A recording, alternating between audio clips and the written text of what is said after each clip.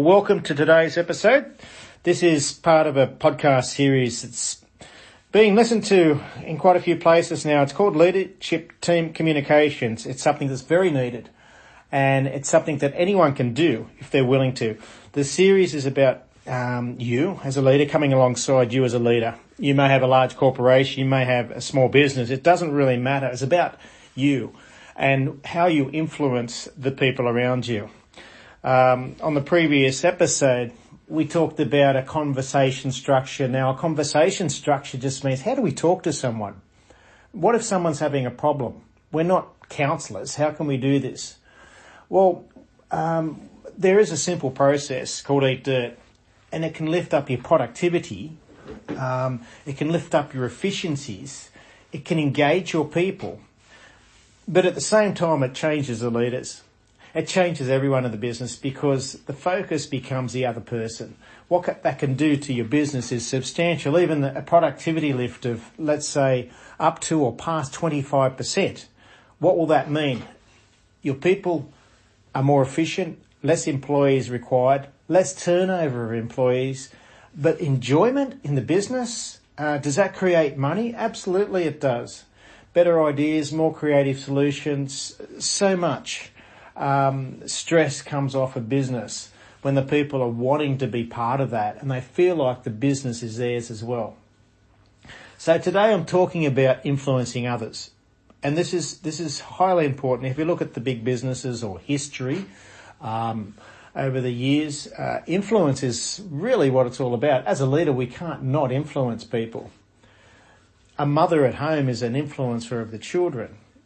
You know, you as a business leader influence everyone around you, everyone in the office, everyone on the floor, everyone outside on works, whatever you're doing, wherever you're walking, whoever you're talking to and whoever is seeing your face and hearing your voice, you are influencing. So if you don't learn the ways, if leaders don't learn these ways, the business keeps going the same way.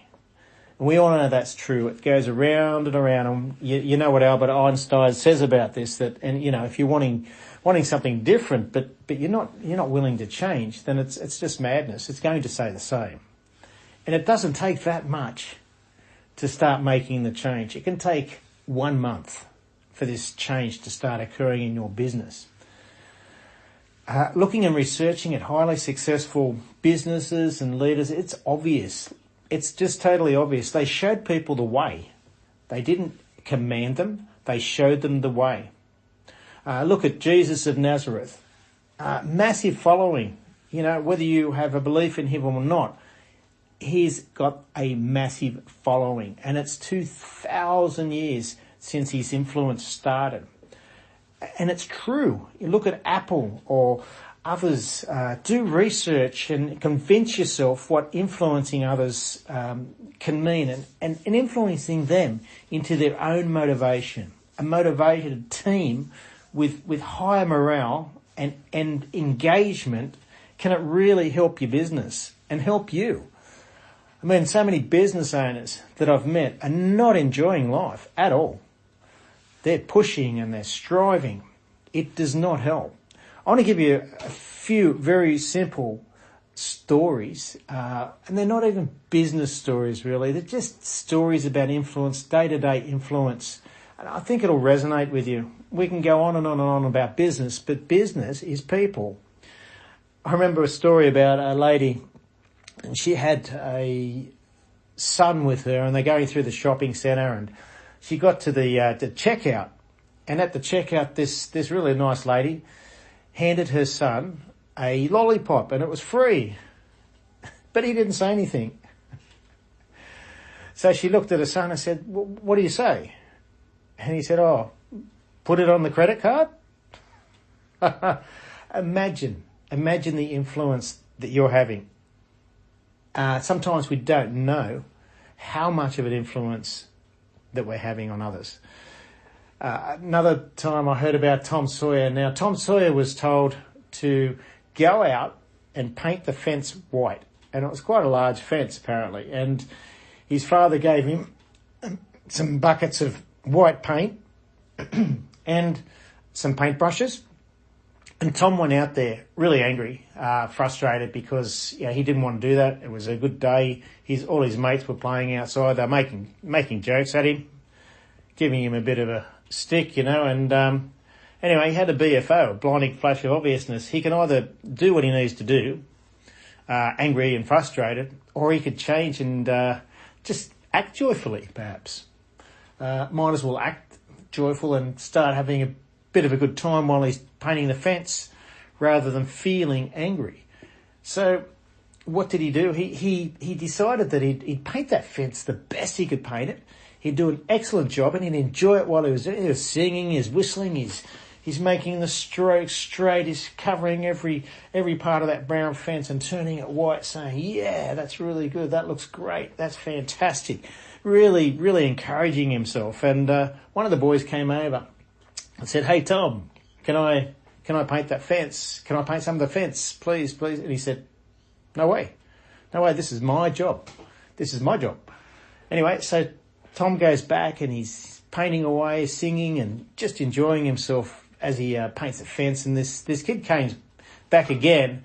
This time he came back with one of his toys and he just said to Tom, look, I'll give him a toy if I can paint some of that fence.